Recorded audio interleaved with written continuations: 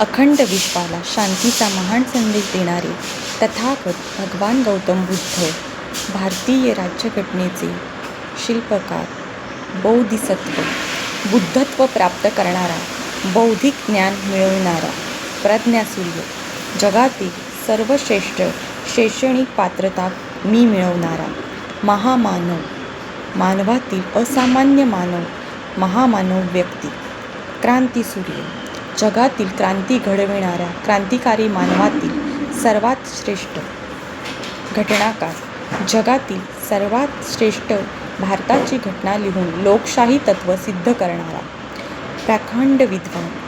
जगातील सर्वात विद्वान व विद्वत्ता मिळवणाऱ्या व्यक्तीतील नंबर 1 विद्वान, शीलवान, संसारी, शुद्ध, निस्वार्थ, विश्वपती, चांगले आचरण ठेवणारा, त्यागपुरुष, धनसंपत्ती, संसारसुख, सुखमय जीवन, शरीर मोहाचा त्याग करणारा, दलित शोषित उद्धारक, मानवनिर्मिती, धर्मजात एका वर्गाकडून दुसऱ्या वर्गाचे शोषण, दलित, गरीब, शोषित, पीडित मानवाकडून मुक्त करून त्याचा उद्धार करणारा, राष्ट्रपिता, खरा राष्ट्रप्रेमी, स्वातंत्र्य मिळवण्यासाठी स्वतःचीही पर्वा न करता ब्रिटिशांबरोबर त्यांच्याच देशात त्यांच्याशी लढत देणारा एकमेव योद्धा, महापुरुष, जगात कार्यसिद्ध करून साम्राज्याच्या हिताकरिता आपले संपूर्ण आयुष्य अर्पण करणारा महान असा महापुरुष, धर्मनिष्ठ,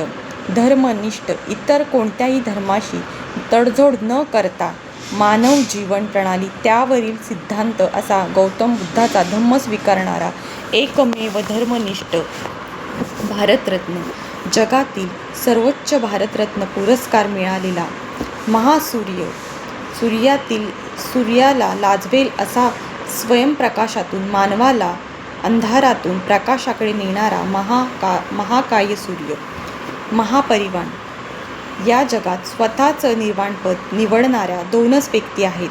एक म्हणजे गौतम बुद्ध आणि दुसरे डॉक्टर बाबासाहेब आंबेडकर. धम्मदीप बाबासाहेब, स्त्री उद्धारक, अर्थतज्ज्ञ, कायदेपंडित, भारत भाग्यविधाता, साहित्यिक अशा अनेक उपाधींनी डॉक्टर बाबासाहेब आंबेडकरांना संबोधतात. कारण बाबासाहेबांनी त्यांचे संपूर्ण आयुष्य राष्ट्रसेवा, समाजसेवा, कल्याणाकरिता, मानवाच्या हिताकरिता अर्पण केले. आयुष्यभर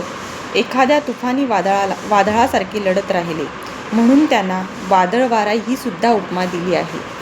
माझे हे आयुष्य बाबासाहेबांच्या विचारांना समर्पित. जय भीम, जय भीम, नमो बुद्धाय, जय भारत.